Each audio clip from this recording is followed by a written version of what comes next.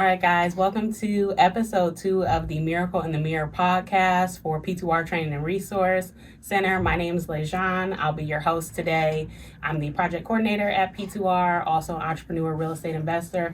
This podcast is going to be on the subject matter of reentry, and today our guest is Demetrius Harris. Demetrius, thank you so much for being here with us today. So tell me and our viewers who you are, what you do for P2R.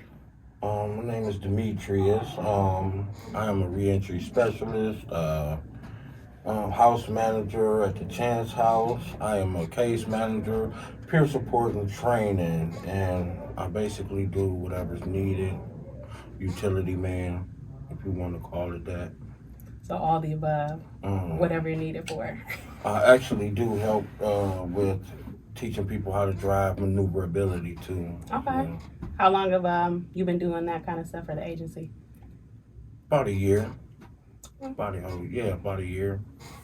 Okay, nice. So we're gonna jump right into it. Tell me a little bit about how you grew up, as much as you're comfortable with. I was a bad kid, Really, I believe that. I terrorized neighborhoods, playing, I was the kid that ventured off on the bike, went 45 miles away from the house, found his way back. That's about just an adventurous kid. Mm-hmm. What about growing up, being a little bit older, like teenage years? Same stuff. I got into a little bit. Go ahead. Speak on it. My troubles got worse. The things that I saw in the streets made me choose a different route from the route that I chose. I had my mother and father. They was hardworking people. I was really raised by my two older siblings because they worked a lot. My mom and dad worked a lot. My oldest brother, he was in the streets, and basically I liked what he did, how he dressed, his friends, how they dressed, the cars they pulled up in, and I wanted the same thing. And I went out to get it, and that's how I ended up in prison. Start catching cases, drugs, guns, weapons, anything you name, I did. Okay. Was there I guess I want to say like a specific point in time, or like at what point did that start for you? About 13. 12, 13. Okay. I saw my brother get arrested by the police, and I just had a bad take. Cause like my brother was like Batman to me, Not Batman. Yeah, because he took me everywhere, did everything. Every pair of shoes he bought me. Every outfit he had, I had. And, he was the one who taught me how to ride a bike, skateboard, football, everything. Mm-hmm. And when he went to jail, I just had a bad taste in my mouth for police. And every chance I got, I just forget the police and stuff like that. Okay, so let's fast forward a little bit. You said you were locked up or in and out of prison. Were there any like hard lessons or any specific lessons you learned that you could recall, like while you were locked up? Or what was your hardest lesson that you learned while you were in jail?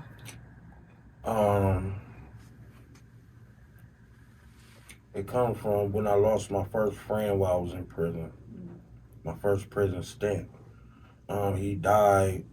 Well, he was murdered, and while I was in prison, I was wilding out, and I just couldn't control myself because I was having emotion problems on things I didn't know how to hone in on my emotions, like my actual feelings. Like everything was angry. If I got sad, I got angry. I changed it to anger because sad is a feeling that as I grew up, wasn't supposed to feel.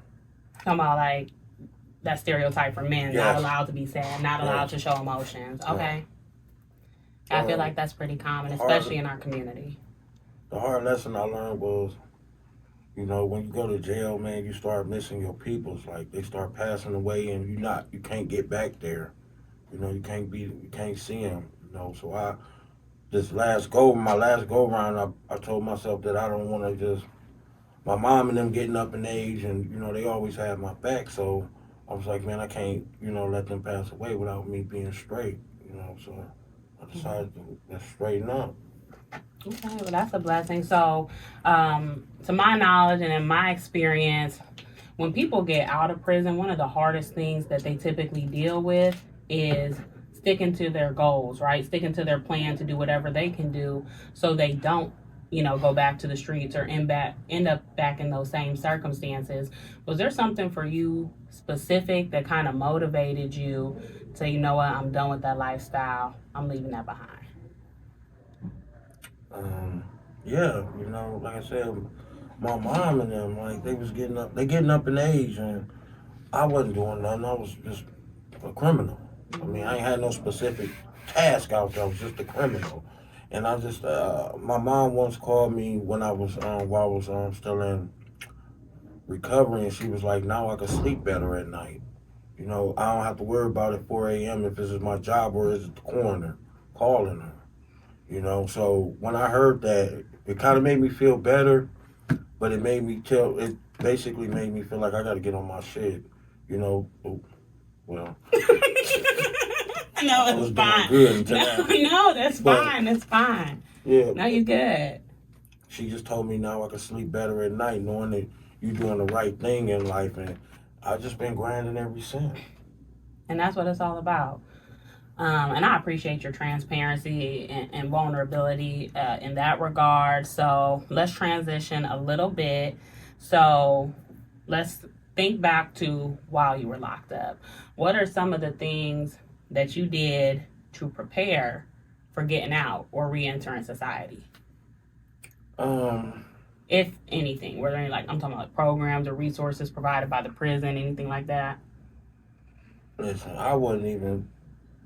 The last time I've been in prison has been a while, and I really wasn't worried about what was out there. I knew how to go get some money, and that's what I chose. But okay, so when you knew that you were getting ready to get released, you weren't even necessarily doing anything while you were in there to try to prepare yourself for getting out.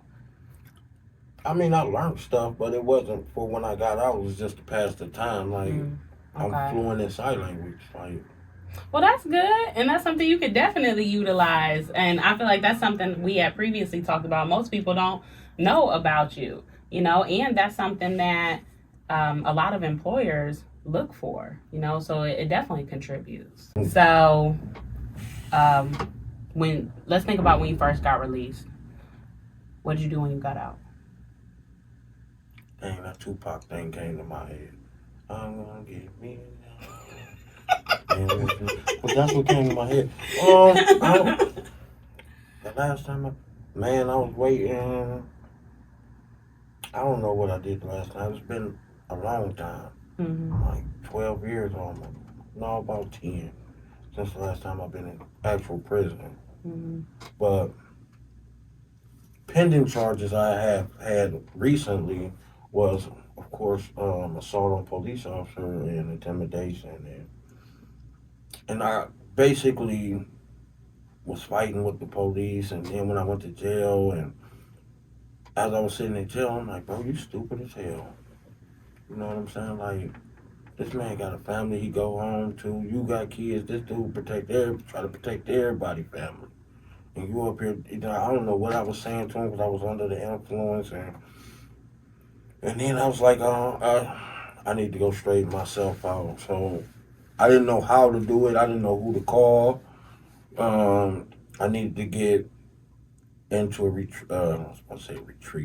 recovery center, but I didn't know how to make the calls. So I called the North because I struggled with anxiety.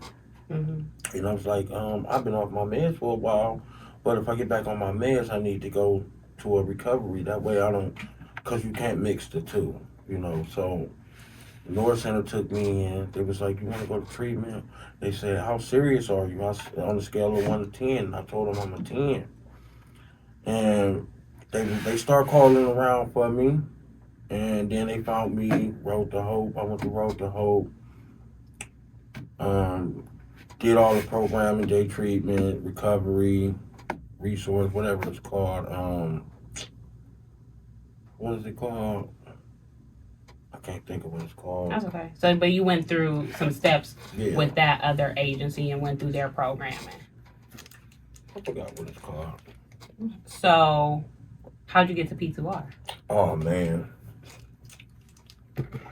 I was volunteering at a church, passing out food, and Mr. Johnson. Can I say his name on the mic? Yeah. Okay, Mr. Johnson was sitting to the left of me, and my little dude, Mark, kept saying, "Man, you should sign up. You should sign up." I'm like, "Nah, man, I ain't." I always say no.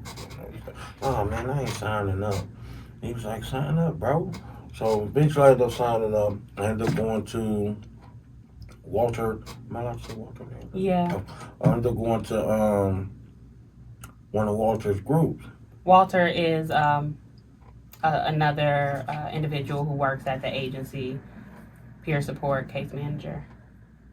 Keep going. Oh, sure. Yeah, you good. So I sat in Walter group. You know, I was listening to what he was saying. I liked it. So I wanted to come back. You know, I liked the people that was around. You know, I felt comfortable. And then I start coming more, and, you know, learning stuff, learning the people around us. And this was a group facilitated by P2R? Yeah, Okay. Walter ran the group. I forgot the name of it.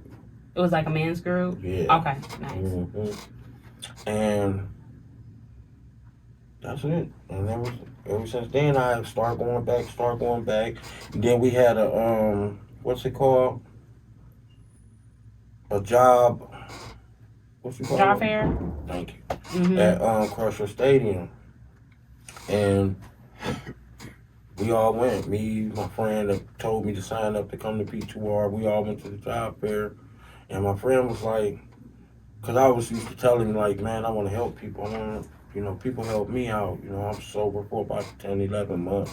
I'm like, I want to help people out. He was like, well, when we was at the job fair, he was like, well, why don't you ask Miss Wendy for a job then? He was like, we had a job fair. Here's your chance. And I'm like, hell no. So this speaks, for anybody who didn't know, this speaks volumes to one of the taglines in our mission statement. Everybody who works here has been there. So Demetrius is definitely a testimony to that, right? Because Demetrius had his own struggles, came all the way through P2R programming, and now is an employee at P2R and does a lot for the agency. So that's not something that should be taken lightly. And I hope that anybody watching this speaks to you and this speaks to your situation, because where you're at right now definitely doesn't mean that's where you're going to be going or that's where you're headed. But again, thank you for sharing. So let's get a little bit more information on your journey and like the employment that you had with, or that you have with P2R. What all services before you became a staff member did you receive from P2R? What all did you get assistance with? My life, everything. Helped me get my license back. Shoot, I got my first license. Helped with through the Walter helped me through the maneuverability. You know, and they a lot of encouragement doing their groups, going to their meetings. Like, shit, gave me a place to stay. Ken's house, where I started at. So I feel comfortable at. Yeah. And that's a blessing. So not only did P2R help you get your license, helped you on your path to, you know, buying your car, employment. Now you manage and run the Chance House, which is a house that P2R has.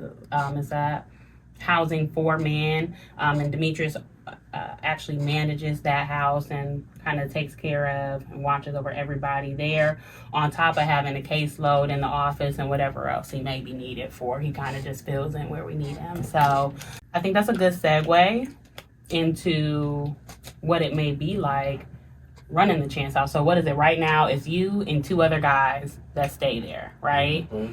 So how was it when you first started managing the Chance House? Like, I want to know all about it. I don't know too much about the Chance House. What is it like? How do you feel like having to kind of watch over the different guys there and kind of watch their movement and what's going on? Any challenges, or do you think it's fun? It's a challenge, I'm gonna tell you that. You gotta deal with a lot of different personalities. From the beginning, it was more I was timid, like, hey guys, don't do that. You know, man, if you don't do this, X, Y, and Z gonna happen. I'm more open to, hey, follow these rules, don't play with my money, and we can make it through here. For real. Yeah, Because don't. Because don't. I know that's right. So, so it's a challenge. So you get people, that may be facing addiction, recovery, people that may be having some challenges with their mental health, really all different walks of life. Right. Am I correct? If you can get homeless because of whatever the reason was and just need a foundation to start saving money. Mm-hmm. You live out there in them streets, man, you're going to spend money. You spend money to eat, you spend money to watch, you spend money to clean. You just need a place to go and stack your money. All right, and someplace where you can feel safe and you can feel comfortable. Safe. Right? Because those same people that live in the Chance House, they are also sometimes on your caseload, and people who have come through P2R's programming and gotten assistance from us. So what was your biggest challenge you faced after coming home? What's it called? Temptation. Okay. Temptation to, if you want to disclose it. Drugs, money. That's the biggest sidetrack when you walk out of jail, being broke. I mean, you can have some money, but it's still not. It's not the same money. It's not the money you need. It's not the money that you're used to. Once you've been in the life, right. It's hard. You can't be stable off that same money you came coming back to. I mean, unless you made it up there, I didn't. Mm-hmm. Would you say that P2R, kind of influenced, you not to maybe go back to some of those habits, and P2R made it easier for you to not, give in to some of those temptations?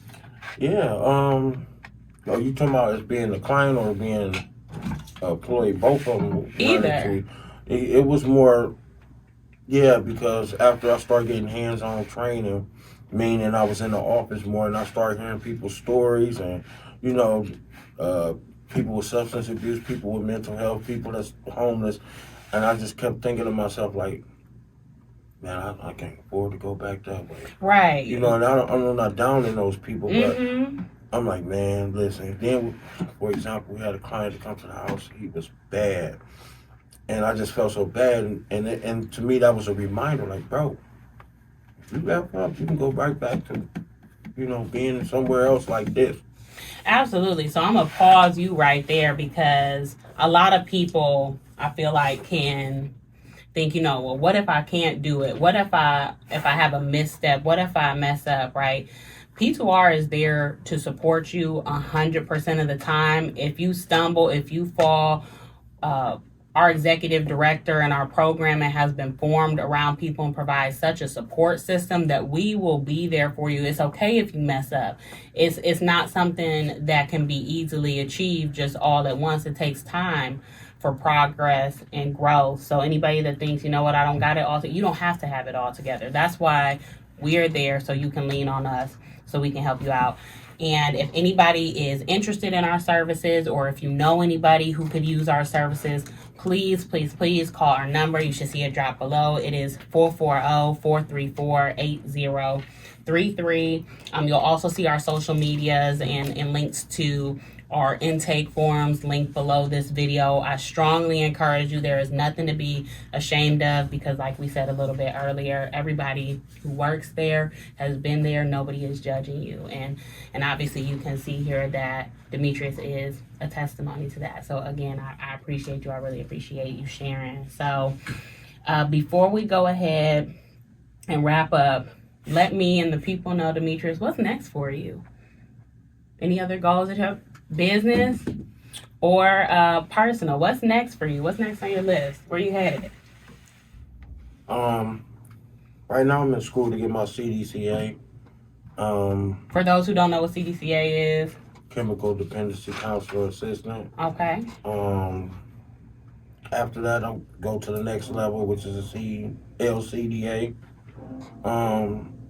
It's basically me trying to just better myself in the field that I'm in. Like, I don't want to stop this craft just by being just a peer support. I want to do more and branch out more, and maybe may help us in the long run, you know. All right. Thank you so much, Demetrius, for joining us today. I think this was really insightful and gives, our viewers and our listeners a lot of good information and a real outlook at what it looks like to come through P2R, how you can start, and then where you can end up, and that you can turn things around and definitely be successful and move on to bigger, better, greater things. Thank you. You're welcome.